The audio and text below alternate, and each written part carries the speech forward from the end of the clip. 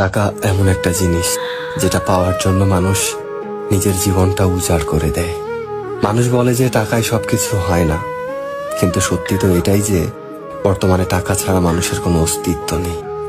হাসপাতালের অসুস্থ মানুষটা জীবনে বাঁচা মরার সাথে লড়াই করে চলেছে, কিন্তু ডাক্তারের প্রথম কথা হলো যে আগে টাকা জমা করুন, তারপরে চিকিৎসা হবে।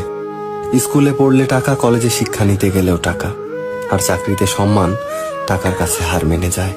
কোথাও গেলে টাকাটাই সবার আগে দরকার হয়। টাকা থাকলে মানুষ মানুষকে মানুষ ভাবে। টাকা ছাড়া মানুষটা যতই সৎ সহজ ভালো মানুষ হোক না কেন, সমাজ সে মানুষটাকে অবহেলা করতে শুরু করে। বাস্তবতা তো এটাই যে টাকা শুধু দরকারই হয় না, আজকাল মানুষের সব থেকে বেশি প্রয়োজনীয় জিনিস হয়ে উঠেছে। টাকা আছে সেই ঠিক, সেই সব থেকে সম্মানী ব্যক্তি এবং সম্মানের যোগ্য। আর যার কাছে টাকা নেই, তার সত্যিগুলোকেও খুব সহজে মিথ্যে বানিয়ে দেওয়া যায়।